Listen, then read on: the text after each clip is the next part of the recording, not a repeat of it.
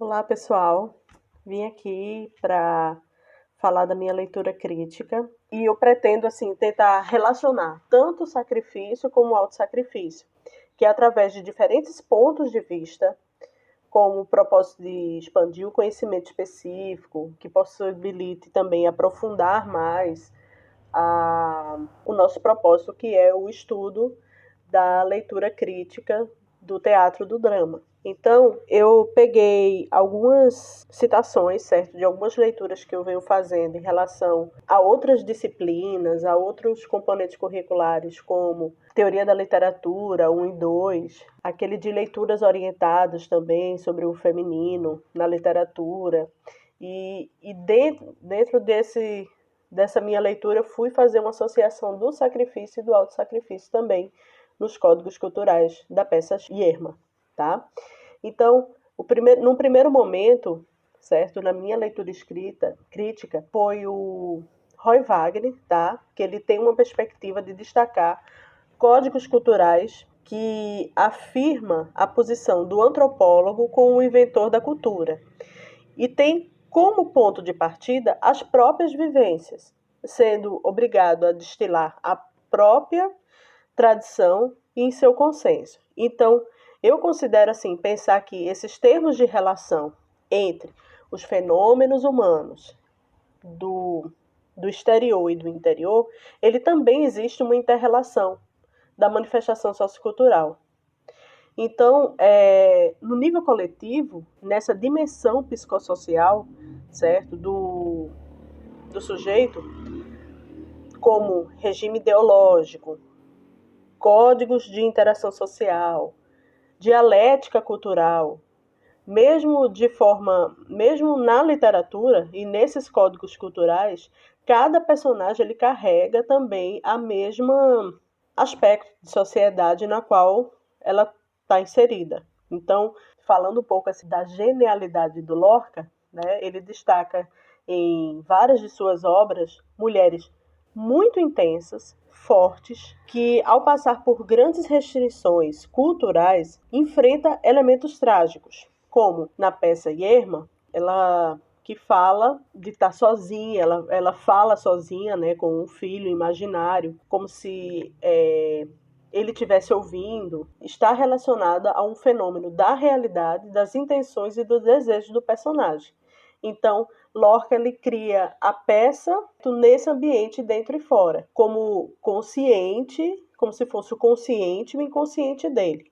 Um capítulo, né, o capítulo de Décio Almeida Prado, que ele fala assim, que a personagem do teatro revela que a história não nos é contada, mas é mostrada como se fosse um fato da própria realidade, tornando particularmente persuasivo das pessoas sem a imaginação suficiente para transformar.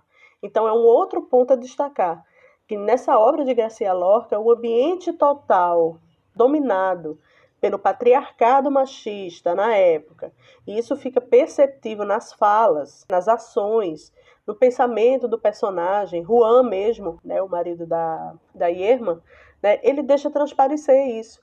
Ele é um marido preocupado com as convenções sociais, que para ele a mulher não deve sair sozinha enquanto o marido trabalha na lavoura, e tudo isso tem também esse código cultural da época. Então, são códigos que têm um padrão cultural. E por mais que o marido não demonstrasse uma atitude de um homem forte, diferente do feminino, né, diferente da mulher, forte, severo, ríspido, essa análise não encontra respaldado na leitura que a gente fez de Domenech, que ele defende a posição de que a compreensão e a fraqueza de caráter do esposo de Yerma, junto com o medo obsessivo dos outros, não revelam uma atitude machista, brutal. Quer dizer, ele vai contrapor com essa ideia do patriarcado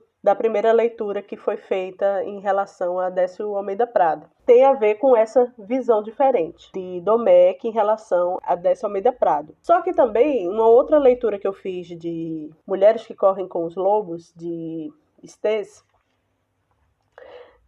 cuja interdição da mulher selvagem aparece representada como um elemento assim, um relacionamento, tá? Tornado um espectral pela negligência que pode ter sido soterrada pelo excesso de domesticação que o proscrito, né, o que está escrito pela cultura, não nos cercam simplesmente a não ser mais compreendido. Então, entende-se também que sacrifício ele é um elemento da tragédia. Então, através da peça Yerma, palavras como a gente pode utilizar como seja dedicação, oferecimento, abstinência, isso é um sinônimo de sacrifício. Então, ele pode ser utilizado para definir essa personagem. Mas esses sinônimos mostram que é possível também definir o autossacrifício. Então, no entanto, no decorrer da peça, a personagem Yerma, ela vai deixando de ser uma pessoa altruísta para se transformar em uma pessoa egoísta. Como ela não se aceita, certo? Não aceita as condições dela de não ser mãe, ela se rebela e causa uma histeria generalizada. Então, do ponto de vista psicológico, o autossacrifício define que as pessoas que apresentam esse foco excessivo no atendimento das necessidades em outras pessoas, em detrimento das próprias necessidades, tá? As pessoas agem para fazer o que acreditam. Então, acham que é certo e não se sentem culpadas. Então, isso é uma atitude egoísta do autossacrifício. Então, a gente pode perceber que tanto o sacrifício e o autossacrifício, eles são denominados como características também da mulher selvagem, descrita por Stace, da leitura que eu fiz. Então, seja no ambiente mais perverso da cultura dominadora, ou seja no ambiente natural, cultural, o que nos leva a cogitar é a cultura, é a literatura, é o feminino, que estão diretamente interligados. Eles têm uma relação de gênero em que é representado o meio social, tá? Então, esse alinhamento, essa reflexão foi feita por mim relacionada aos códigos culturais. Muito obrigada pela oportunidade. Tchau, tchau.